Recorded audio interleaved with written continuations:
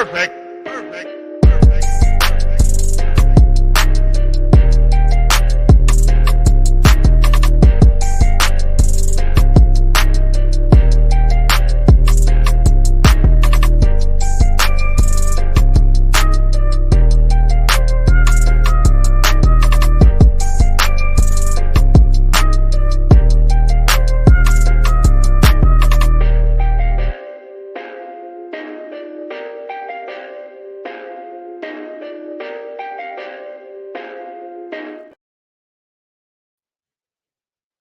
All right, everybody, what's going on, man? How y'all doing? Happy New Year's Eve.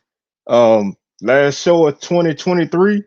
Got a big 2024 coming at you. So I decided today to close out the year to just have a little fun and list my top games of the 2023 season. This was a interesting season to say the least. There were some great games. There were some games that were, interesting and some that were crazy. So I decided to just throw some games on the list and put it out there. You can come up with your own list, or you can say what games you think should have been ranked here. I don't necessarily rank these games based on the score or how close the game was. Some of them rank higher because of the importance of the game, and some of them are just games that I thought were kind of interesting to me. So I decided to put them on there. So we're gonna go through these, but before we do that, y'all make sure y'all hit those socials up, man. Hit the Facebook, Swag Talk, Instagram, Swag Talk, Twitter, Swag Talk 76. We definitely have, we're gonna continue our season recaps. So keep checking the socials to see when those drop. Um, Also, just anything else that pops off. Like I said, I'm probably more active in terms of just general posting and things on my Twitter account. So if you want to kind of chop it up with me, hit me up there. That's probably the one I'm most active on a day-to-day basis. Other than that, don't forget to subscribe to the channel, like the video, share it, feel free to comment, and also hit that join button to become a member. We will be giving away some free memberships sometime next month. So make sure y'all keep it locked in on the socials to get information on that. And we'll explain how you can make that happen as we get closer to the time. You can hit the super thanks to show a little love that way, or you can hit the Cash App $ Swag Talk to make a donation to the show. Anything will be appreciated. Now let's go ahead and jump into our top 10 games on the season. Now I said 10, but I chose to do 11 as an honorable mention. So it's going to be 11 games instead of instead of instead of um instead of 10. So let's go ahead and hop into this, man. The first game on our list is Florida A&M taking on Southern. Now this game wasn't the greatest game in terms of score, in terms of total action, but there was a lot of interesting things that took place in this game. And it would have been higher if the ending was better. This was a game that was pretty solid, for the most part. The last 2 minutes of this game kind of changed the way some people look at this game. So I put it at 10. It could have been honorable mention, but I wanted to go ahead and put it here because it still has some moments that other games just don't have, whether they can or they can't. And the main reason why this game is number 10 is because I'm sure you've seen it, I heard it. The little kerfuffle after in between the fourth quarter, when they did the light show, both teams kind of came out the midfield and looked like they were going to get it popping, but the game kind of picked up intensity for a bit there, and FAMU was able to pull this one out. But Southern actually scored first in this game, when C.J. Russell scored on a 1-yard touchdown run. They missed the extra point. FAMU got on the board when Jaquez Yant ran a 1-yard touchdown run to get a Rattlers a 7-6 lead. Chandler Whitfield gets Southern back on the board, catching a 72-yard pass from Harold Blood. Extra point was no good. Southern led 12-7 at that point. Because the extra point was blocked, it was picked up in return for 2 points by Kendall Bowler, and that put the Rattlers behind 12-9. Kobe Gross would catch a 3-yard pass from Musa with 6 seconds left in the second quarter to send the Rattlers into that half up 16-12.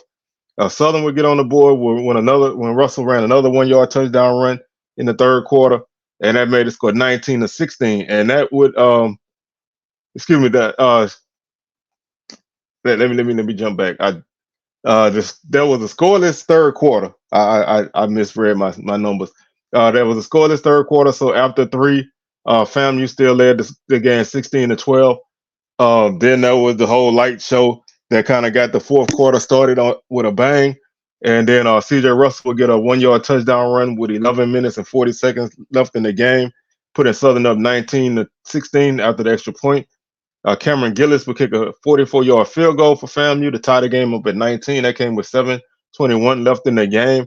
And then with 2:44 left in the game, Jamari Gassett would catch a 12-yard pass from Musa. Extra point was good, make the score 26-19. And that would ultimately be the final score. Southern did get the ball last and had a chance to, try to drive down the field to score a tying touchdown, but they had one of the worst two-minute drills that you ever see, and FAMU was able to come away with the victory, 26-19. But this was an entertaining game. Both teams, kind of got after it, and it was a game that at that time, even with Southern not being that great record-wise, they came into the game at 2-2 and 2-0 in conference. Their games had the look of a potential SWAC conference championship preview. Ultimately, that did not come to be, but FAMU continued their march, and this was probably one of their closer games that they played during the season, and they showed what they were made of, and that's why this game was my number 10 game of the season. And like I said, primarily it was because of other factors that kind of boosted the intensity of the fourth quarter. Our number 9 game is Texas Southern and Bethune-Cookman. This game was a game TSU looked like they were gonna run away with. Bethune-Cookman made a game of it, and ultimately this game would be similar to another Texas Southern game that made all this. But this was a game that TSU they jumped out on Bethune-Cookman 10-0 to open up the game. They got a field goal from Falkenberg to make score 3-0. Ladarius Owens had a 42-yard touchdown run, put the Tigers up 10-0. The second quarter, Bethune-Cookman got on the board when Talik Bethel ran a 1-yard touchdown run, made it score 10-7. And then Texas Southern would score 2 touchdowns after that to go up 24-7. Ladarius Owens would get a 1-yard touchdown run, and Jacob Williams would get a 95-yard scoop and score to make the score 24-7 at that point.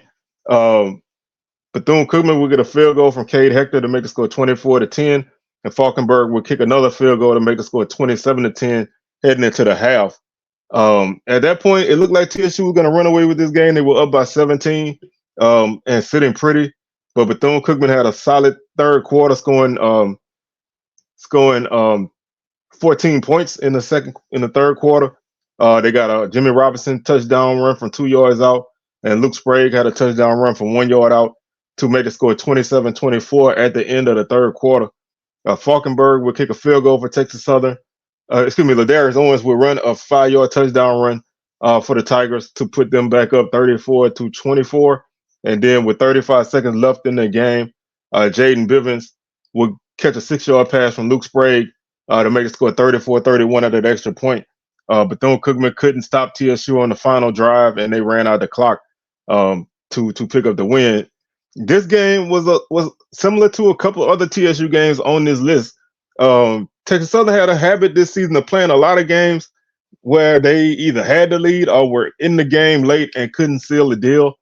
This was the one game that they were able to seal the deal after having a lead and kind of letting it go, but they were able to make something happen. Ladarius Owens had a huge game in this game.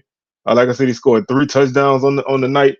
Really, kind of got his season really off to a huge boost at this point. This is when he kind of started to take form as being a guy who would kind of go off in these games. He had 163 yards on 19 carries in that game and 3 touchdowns. He also had over 100 yards on returns. He finished the night with 142 yards on kickoff returns with a 49-yarder. So very, very good game. Well over 300 yards of total offense, total all-purpose yardage for Darius Owens, and was a game that Bethune-Cookman kind of showed that they had some offense. At that point in the season, they had played a couple games where they had a really solid defensive effort, but the offense just wasn't there. But here they were able to kind of get it going and make a comeback. They came up short, but they were able to make a comeback and make the game a lot closer than it probably should have been. Our number 8 game on the list is the first of a few Alcorn games. This one, Alcorn would pick up a victory against Grambling. Big victory for Alcorn. They needed this win coming off of early last second loss to Prairie and then a last second victory over Alabama State. Alcorn beat a Grambling team who was 2-0 in conference at this point, but this was a game where Grambling kind of had control for a while, and Alcorn made a run of it and pulled it out. Grambling scored first on a fumble recovery in the first quarter. They went up 7-0. Tavarius Griffin caught a 15-yard pass from Aaron Allen to put the Braves in a tie at 7-7. Floyd Chalk would get a 1-yard run for Grambling to put them back up 14. This box score is weird. It's missing an Alcorn touchdown in here somewhere. But Alcorn, Grambling would take a 14-13 lead off of a Floyd Chalk touchdown. That would be the halftime score. With 11:18 left in the third, Lyndon Rash would catch a 13-yard pass from Miles Crawley, made the score 21-13. Anthony Williams would catch a 20-yard pass from Allen. Extra point was no good, 21-19. Or 2-point conversion was no good, 21-19. Tanner Rinker would get Grambling back on the board with 2:58 left in the third, 24-19. And then Tavarius Griffin would catch another 15-yard pass from Allen. Conversion no good. Grambling led at that point 25-24. Grambling would have opportunities at the end of this game. They would get the ball twice, trailing 25-24. The first time they drove to their 45, Miles Crawley was intercepted by Jeffrey McKelton at the Alcorn 31. Alcorn would get the ball back and try to run some clock, but they had to punt. Grambling got the ball with 13 seconds left at their 14, and then they would Miles Crawley would throw another interception. This time at the 50-yard line with no time left on the clock, and Alcorn would pick up the victory. Really, like I said, this was a game for Alcorn that they kind of found their way through. They showed that at this point that they would be a team who could be in the mix.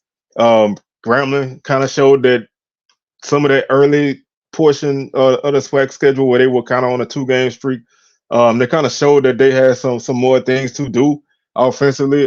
They finished this game with only 282 yards of offense. That was coming off of a couple games where they had some really solid offensive efforts, but they were unable to make anything happen offensively. Neither team ran the ball great. Alcorn threw for 252 and 3 touchdowns. Both teams threw combined 4 interceptions, but Grambling couldn't seal the deal. And that's kind of a formula for a couple teams on this list. Alcorn was able to survive and pick up a big victory. And it was a game that kind of swayed on turnovers late, and Alcorn was able to find a way to win. And that makes this our number 8 game on the list. Our next game is another Alcorn game. This one is versus Jackson State. Braves pulled out a 28-24 victory. This game, I like to say this game was a game of runs. Alcorn jumped out 14-0 in this game, behind 2 touchdowns early. Jarvion Howard had a 1 yard run, and then Monterio Hunt caught a 55-yard pass from Aaron Allen. Braves was sitting at 14-0 at that point. Second quarter was JSU's quarter. They scored 2 touchdowns in this quarter. DJ Stevens caught a 4 yard pass from Jacobian Morgan, and then Fabian McCray would catch a 26-yard pass from Morgan to tie the score up at 14, and that would be our halftime score.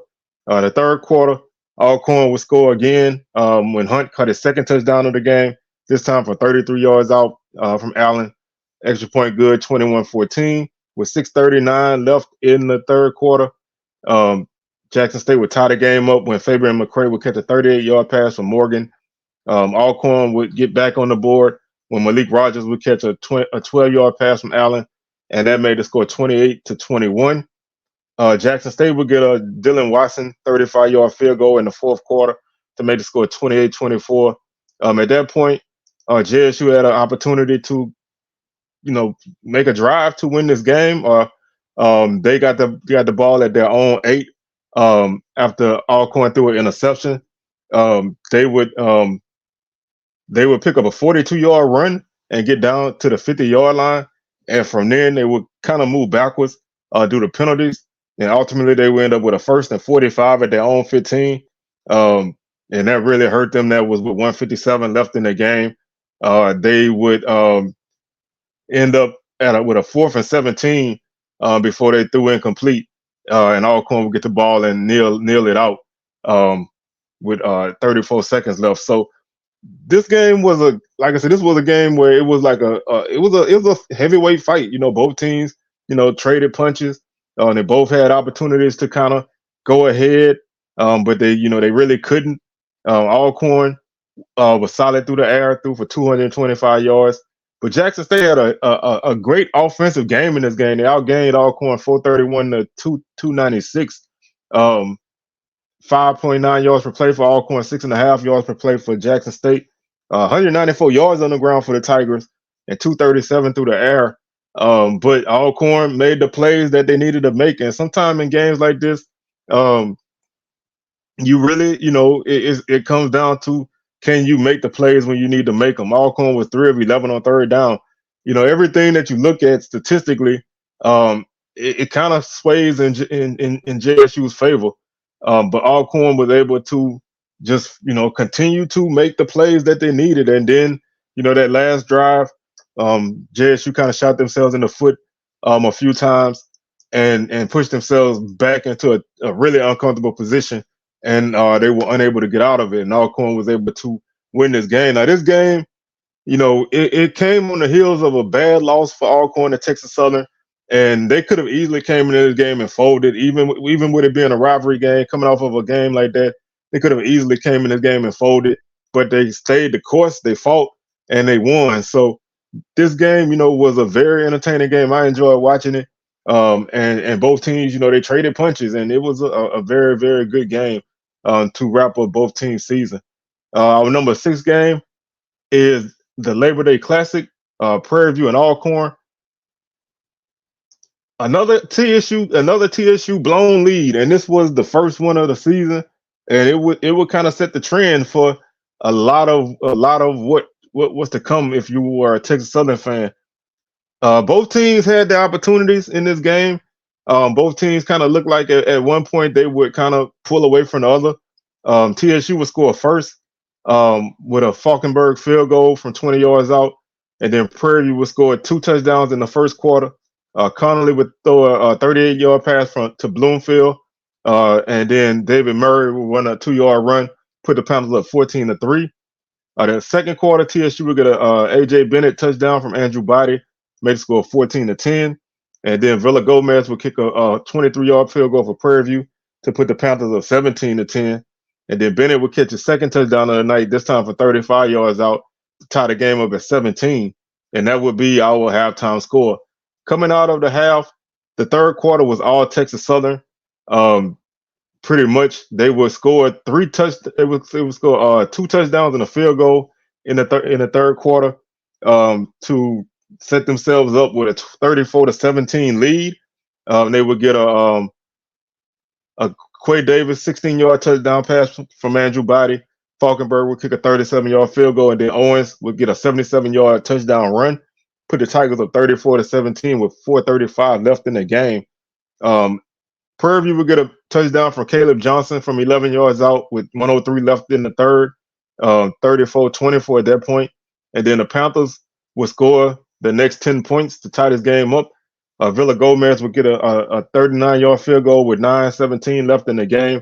And then with 49 seconds left in the game, Trajan Spiller would catch a 15-yard pass from Conley and send this game into overtime. And this is one of the few overtime games on our list. And it definitely was a game that kind of deserved to be an overtime game. Both teams, had, like I said, they both had their chances. And then heading into the OT period, the Panthers would pull it out. TSU would get the ball first in overtime and not be able to score. As I lost my place. Where's that play? TSU would get the ball first in overtime, and they would basically go 3 and out and miss a 42-yard field goal. Prairie View would get the ball and drive down to the Texas Southern 13 to the Texas Southern 18, and then Villa Gomez would kick a 35-yard field goal to give the Panthers the victory in this game. TSU had a really great offensive game, 486 yards of offense, 455 for Prairie View. Both teams really did well on the ground and through the air. It was 180 yards rushing for Prairie View, 200 for Texas Southern, 275 passing for Prairie View, 286 for Texas Southern. 2 touchdowns through the air for Prairie View, 3 for Texas Southern. Both teams, had turnover problems, but this was a very entertaining game. A great week 1 game, especially for the last, the night game of week 1. Both teams, fought. It's a rivalry game. Prairie View, they have a winning streak in this series, and it looked like at one point Texas Southern was going to walk away with a victory in this game, but TSU's inability to seal a deal would kind of be their Achilles heel for the most part this season. So you kind of look at this game as kind of almost being a blueprint for the rest of the season. And unfortunately, this would be the only game that Andrew Body would play for TSU. He would miss the rest of the season because of injury, and that kind of set the Tigers back a little bit and made things a little bit tougher for them to kind of still get themselves back to where they looked like they were going to be heading into the season. Ultimately, not a great season for TSU. And this game was one of the first of many heartaches for them. But it was a great win for Prairie View and kind of got them on pace to end up ultimately winning the West Division. Number 5 game is another Prairie View game and another Prairie View victory. This time is the Panthers would go on the road to Alcorn and pick up a victory. Second road game in this list that Prairie View wins, and their second 3-point victory. They kind of lived a little dangerously early in the season. Alcorn would score first when Tavarius Griffin would catch a 19-yard pass from Allen, 7-0. Trezon Connolly would get a 6-yard run for the Panthers to tie the game up at 7 after the extra point. That came with 2:05 left in the second quarter. Nobody scored in the first. Alcorn would get a 31-yard field goal from Noah Kiani with no time left in the first half to send the Braves into the locker room up 10-7.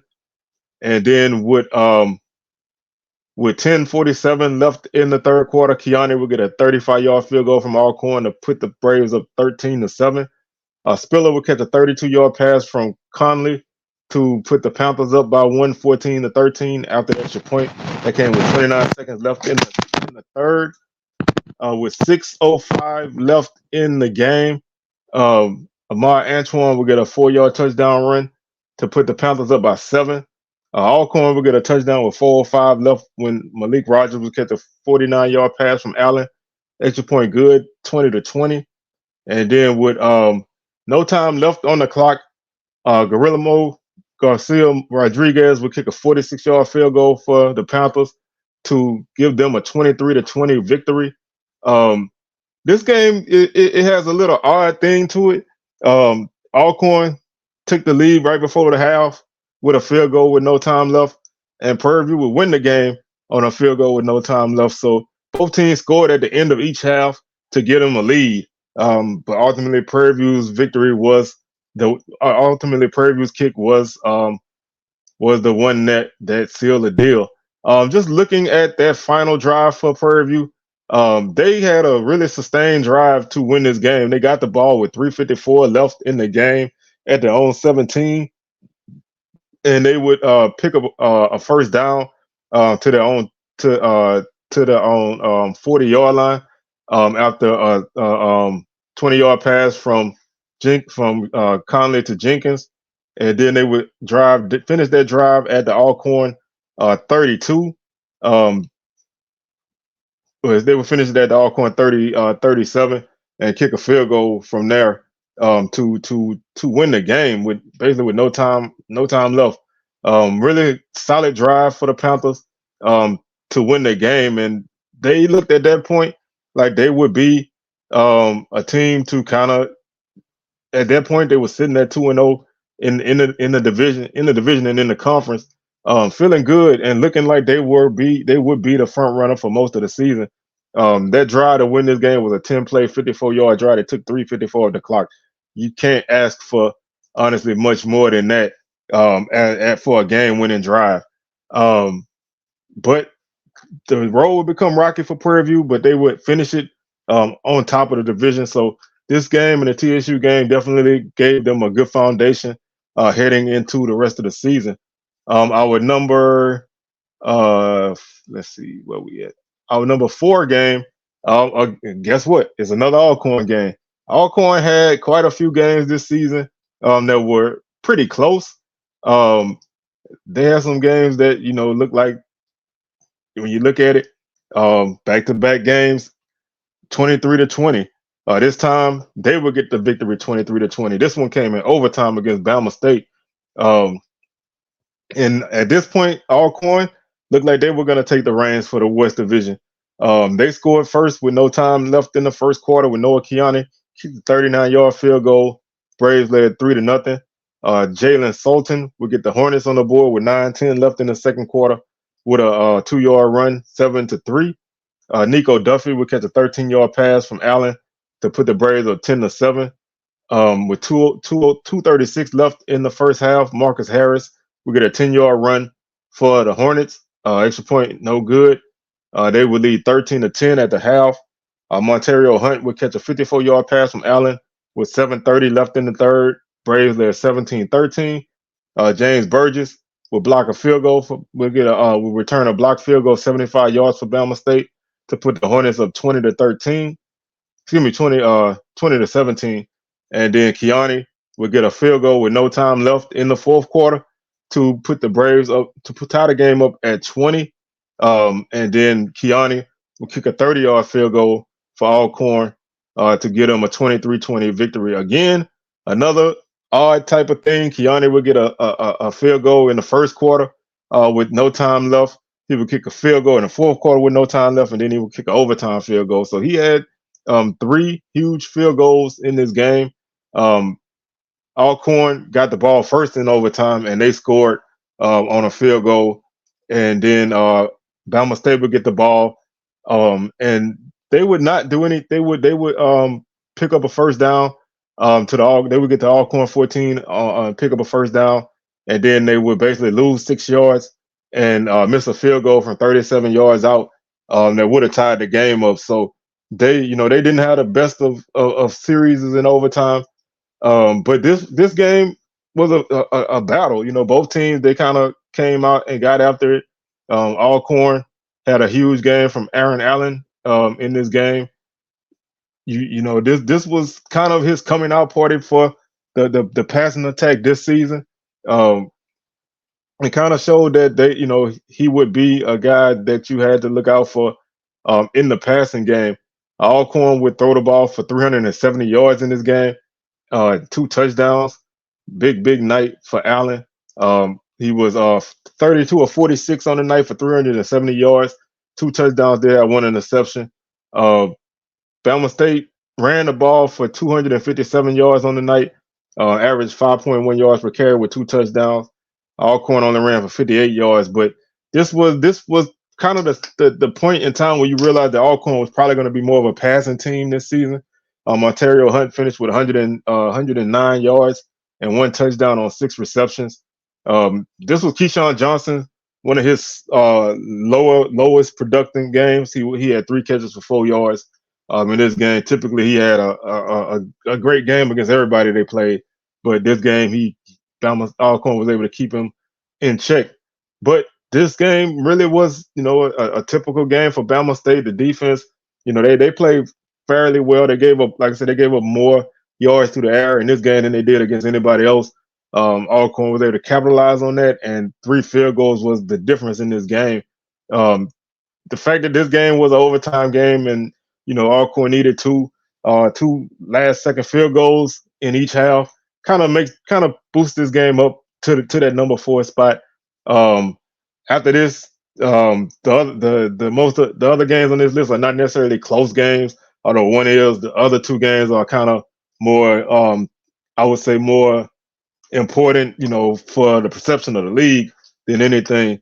Our next game on the list is one of the last games of the regular season as far as most teams. I mean, after this game, I think they only had like 2 games left on the schedule. And that's Texas Southern and Pine Bluff. This is another, and it might seem like I'm picking on TSU, but TSU had a lot of games. I could have filled most of this list with games that TSU either led the whole game and lost, or they fought back and lost close. They had so many games that just did not go their way at the end, and this game was the culmination of all of that. And coming off of a huge victory over Alcorn, to drop this game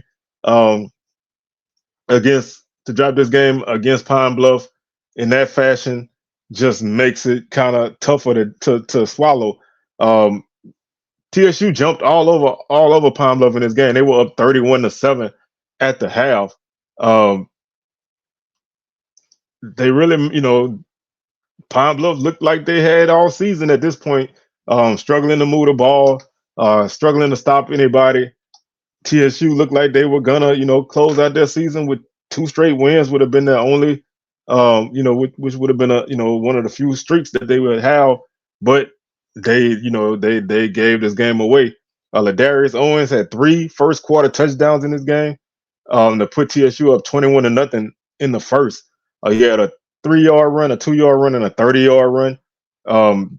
Johnny Williams would get Pine Bluff on the board with a 1-yard run to make the score 21-7. TSU would get a 96-yard scoop and score to make the score 28-7, and Romero would kick a 33-yard field goal for TSU with no time left in the first half to make the score 31-7. And from then on, it pretty much was all Pine Bluff. Kenji Lewis would catch a 17-yard pass from Mekhi Higgins. Extra point was blocked, 31-13. TSU would get a field goal with 10 seconds left in the third. Gustavo would kick a 33-yard field goal, 34-13. Higgins would get a 4-yard run for Pine Bluff to make the score 34-21. Pine Bluff would block a TSU punt and return it 30 yards for a touchdown, put the Golden Lions behind 28-34.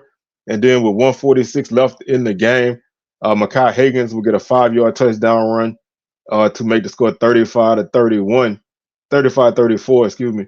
And the Golden Lions would get the victory. They would and TSU would have a final opportunity in this game, getting the ball after Pine Bluff scored at their own 43-yard line. They would get a penalty, first, put them at 1st and 15 at their own 48. They would lose 2 yards. Oh no. That's TSU would start at their own 35. Excuse me. They would pick up 7 yards to their own 42. Had 2nd and 3, throw incomplete. 3rd and 3 at the 42, they would throw incomplete again. And then on 4th and 3 from their own 42, they would run for 1 yard and Pine Bluff would take over there at the 43 and kneel a clock out with 135 left and win this game. A tale of two halves, really a tale of two quarters.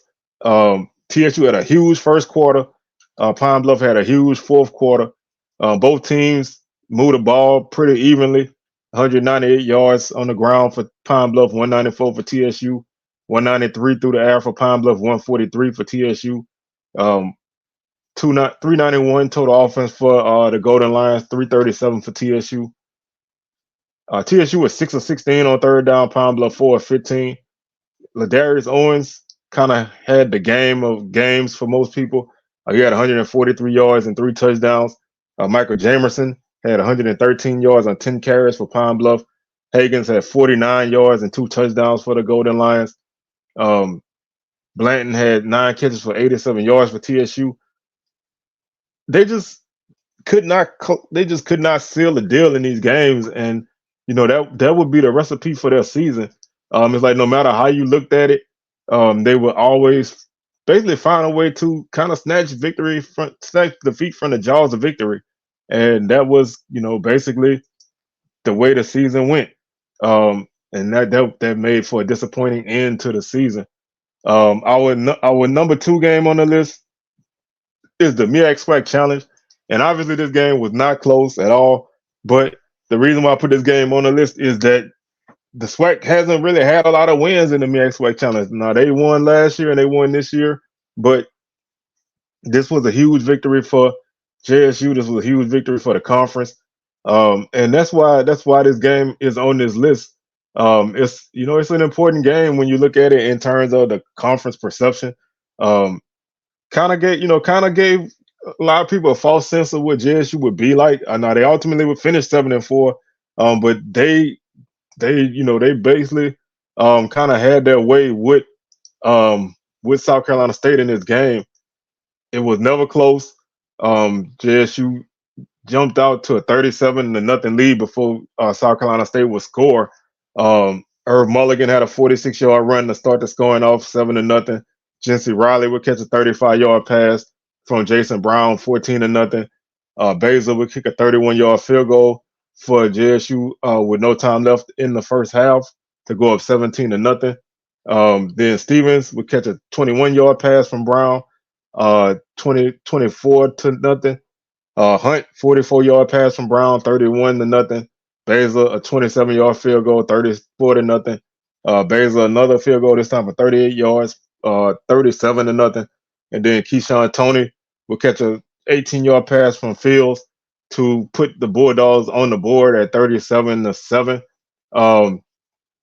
JSU 138 yards on the ground, 356 through the air, 26 of 31. Jason Brown had a huge game in this game. They held South Carolina State to barely over 200 yards of offense, 3.5 yards per play. Just a dominant effort. And because this was the MEAC SWAC Challenge, that's why I put this game here. If it was any other game, it probably wouldn't have made the list, but this was a fairly important game for a multitude of reasons. I threw in an honorable mention game. It was basically could have been this could have been a game that made the list if you took one off. It wasn't necessarily an all-time game, but when you look at both teams, their seasons, it kind of didn't go the way that it looked. It looked like this would be a game where Bama A&M would turn their season around, but they would not have a great season. Pine Bluff, at this point, even though they were losing games, they were playing close games, at least hanging around. And this was a Thursday night game. They had a lot of offense, and it actually came down to a late turnover by Pine Bluff that helped Bama A&M win this game, 31-24. Pine Bluff would score first on a 9-yard pass from Higgins to English. Barbosa would get the Bulldogs on the board with a field goal from 27 yards out, 7-3. Gardner would catch a 6-yard pass from Casey, 10-7. Dean Saris would kick a 22-yard field goal for Pine Bluff, tie the game up at 10. And 51 seconds left in the first half, Ballard would catch a 12-yard pass from Macon, 17-10. With 49 seconds left in the third, Donovan Eaglin would score a 1-yard run to make the score 17-17. Barry White would catch his first of 2 touchdowns in this game. This one came from 29 yards out with 11:55 left in the game. Bulldogs went up 24-17. Jamerson would catch an 80-yard pass from Macon to tie the score up at 24. And then with 7:53 left in the game, White would catch a 5-yard pass from Casey to make the score 31-24. And Bulldogs would pick up the win. Quincy Casey had a big game in this game. He threw for 328 yards and 3 touchdowns. Jalen Macon had a big game. He threw for 227 and 2 touchdowns. He did have 1 interception. Donovan Eaglin, 126 yards on the ground and 1 touchdown. Gardner, 69 yards receiving. Jamerson, 80 yards for Pine Bluff.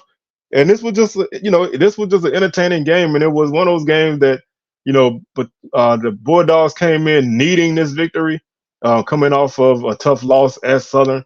You don't want to lose those kind of games on the road early in conference play, but they did drop it, and that kind of set them back a little bit, kind of put them on a rocky path against a Pine Bluff team who at that point was 1-2, but they were playing, they played Tulsa pretty tough early. They played Tennessee State tough, and they looked like they were going to be a team to be to really be a force to reckon with. But A&M, withstood an early turnover and was able to pull this game out. And that's the main reason why, it made my honorable mention over anything else, because it really didn't ultimately go anywhere in terms of either team's season. And it was just a game on a Thursday night that was pretty entertaining. So I wanted to give it a little bit of recognition. And our final game on the list is the number 1 game on the list, and that's the Celebration Bowl. There's no way that this game would not be number 1 on the list, regardless of the score. The SWAC picking up their second win in this game is huge. FAMU winning their first Celebration Bowl, winning their first SWAC championship, winning their first East Division title. This was a historic season for the Rattlers, and finishing 12-1, 9-0 in conference, and being a Howard team who beat North Carolina Central, who for long stretches of the season was the best team in HBCU football. So they played a team who was 6-5, but didn't necessarily play to that record. They had a lot of close games out of conference that they lost, and they found themselves with a victory to get to the Celebration Bowl. FAMU had a tough go of it early. 2 short fields for the Bison gave them 14 points early in the first quarter. 13:29 left in the first. They scored a touchdown from 8 yards out when Jared Hunter ran an 8-yard touchdown. With 10:04 left in the first quarter, Casey Hawthorne had a 3-yard run for Howard to make the score 14-0. And from there, FAMU would kind of take control of this game. Terrell Jennings would get the Rattlers on the board in the second quarter with a 3-yard touchdown run, 14-7. The Bison would get a safety to go up 16-7. Gillis would get a field goal with 11 seconds left in the first half to make the score 16-10, and that would be our halftime score. That was a scoreless third quarter. Fourth quarter, FAMU would outscore Howard 20-10, and they got 2 Kelvin Dean touchdowns in this second half, in this fourth quarter, to kind of put things on ice, at least get them a decent lead. Dean caught a 21-yard pass from Musa to put the Rattlers up 17-16, and then he would catch a 53-yard pass shortly after that to put the Rattlers up 24-16. Aaron Bickerton would get a 40-yard field goal for Howard to make the score 24-19. And then with 7:14 left in the game, Carson Hinton had a 27-yard pick six for the Bison to put them up 26-24. And then with 5:46 left in the game, Musa would connect with Jamare Shareed from 38 yards to put the Rattlers up 30-26. And that would be our ball game. Even with the score, FAMU's defense played lights out.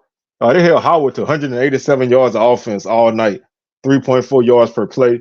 Held Bison to 81 yards rushing and 106 passing. They had 3 interceptions. Like I said, short fields is what basically got Howard set up early, and after that, they really couldn't do much with the ball. FAMU had kind of a up and down night. 2 interceptions for them as well. 289 passing. They did run the ball for 68 yards and a touchdown. So neither team was great on the ground. FAMU offensively just was a little bit better through the air. Their defense is really what carried them through this game, and they went, basically wire to wire in the SWAC, and they finished on an 11-game winning streak, um, undefeated against FCS competition. And you can't really ask for much more than that. And winning the Celebration Bowl, it gets you the number one spot on this list. Um, Not a great year for crazy entertaining SWAC games. Now you may have games that you like more than these, and that's fine. But these are the games that I like, and I wanted to put them here. So with that being said, man, I'm your tour guide around the SWAC, signing out. C Wells. Enjoy the rest of your 2023 today. 2024 tomorrow, man. Y'all be safe out there if you're going to celebrate the new year.